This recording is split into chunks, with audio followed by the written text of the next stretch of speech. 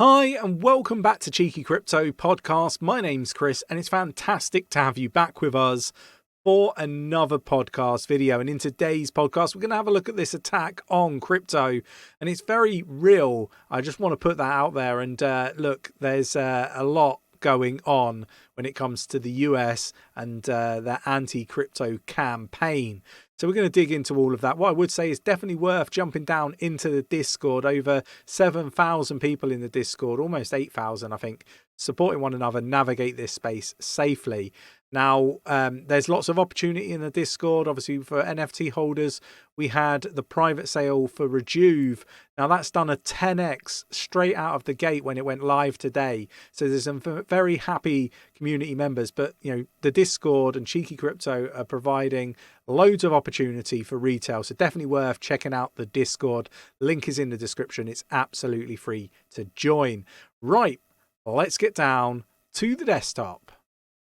So we're going to start here and talk about this attack on the crypto space from the US, right? So we've got Signature Bank's prospective buyers must agree to give up crypto business, according to a report. The Federal Deposit Insurance Corp has reportedly asked bank interested in acquiring the shattered New York institution to submit bids by Friday. But it is really interesting that they're talking about, basically not allowed to do any business with crypto firms. That for me is a huge attack on crypto, and there's more to get through, and I'll come on to that later on in the video. Don't forget to mash up the like button, subscribe if you haven't subscribed already, tapping that bell, selecting all the notifications so you never miss a video. But before we get onto that other stuff where we really sort of delve into the campaign that is against crypto right now from the US, we want to get into HNT. So Helium's crypto token has slid to a 2-month low after Binance US delisting announcement, I should say. Also, another one to watch out for would be 𝗕𝗃𝗪𝗓, 𝗕𝗫𝗓 is the one to be aware of. 𝗕𝗫𝗓 is also being delisted, so we could probably see some similar activity there potentially. But look, Helium not having the best run of late, one to highlight. Now, another narrative that I've stumbled across that I think is worth highlighting and talking about would be the fact that Russians apparently, allegedly, reportedly using crypto exchanges to send USDT to the UK. And this is a narrative that we're seeing more and more. They're using the exchanges, and we already know that there's an attack on exchanges out of the US. And I think that this is just a narrative to just keep an eye on. And I will share this in the Discord for people to read through at their leisure. But getting back on this attack from the US government. So Brian Brooks, this guy is something else. US government using crisis to choke off crypto access to banks. The former acting head of the OCC said federal regulators are working together to keep crypto assets out of the US banking system. And I think that this kind of says it all. But I think there's a lot more to this than meets the eye. I think traditional finance and the banking sector is really struggling for liquidity right now. We've seen, obviously, the squeeze from all the interest rate hikes, the inflation, all this sort of stuff that is happening at the moment.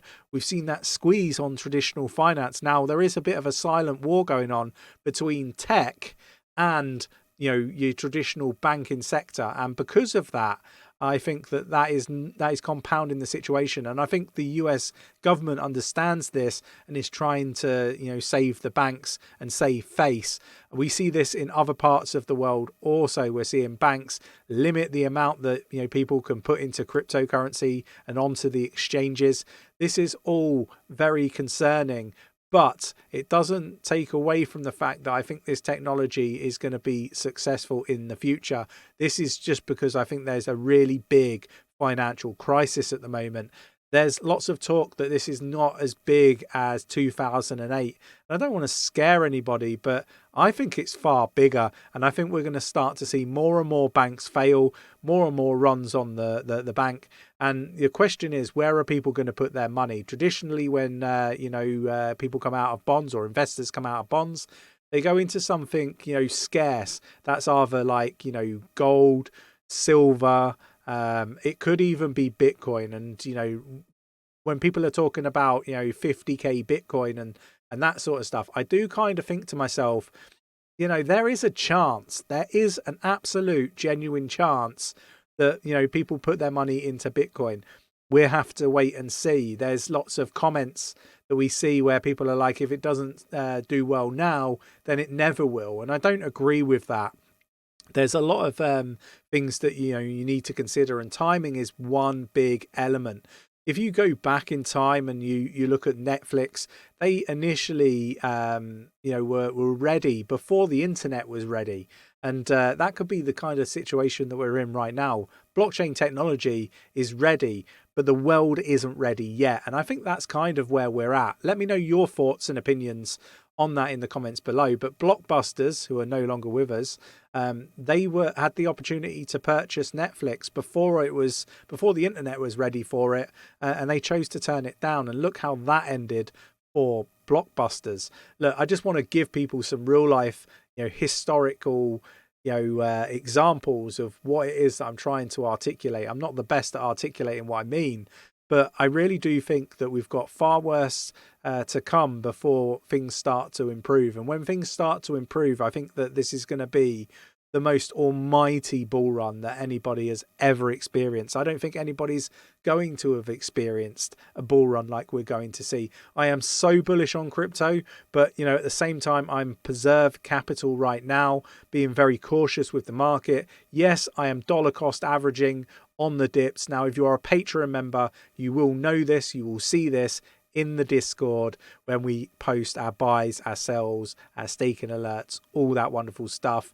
Do check out the Patreon if you are interested in becoming a member. Don't take my word for it. Jump in the Discord, see what some of the members say about it. But they will rave about it, I am almost certain, and that's why I'm so open to just putting it out like this. I think it's so more powerful when you hear it direct from somebody that is a member rather than the founder of the company. I think it's far more powerful to hear it direct from source. So go into the Discord, which is free to join. Link is in the description. Ask people if it's worth joining the membership. We've got fantastic trade ideas. We've got fantastic community supporting one another, navigate the space safely. We have a trade competition with BitGet at the moment. Obviously nothing not endorsed, or no involvement from YouTube, but definitely worth checking it out. All the terms and conditions are on the website. More details can be found in our Discord. I hope you enjoyed today's video. Hopefully you took something from it. What I would say is make sure that you have good risk management and make every penny count. I hope you enjoyed today's video. If you did, mash up that like button, subscribe if you haven't subscribed already, tap in that bell, selecting all the notifications so you never miss a video, and I will catch you in the next one. Take care.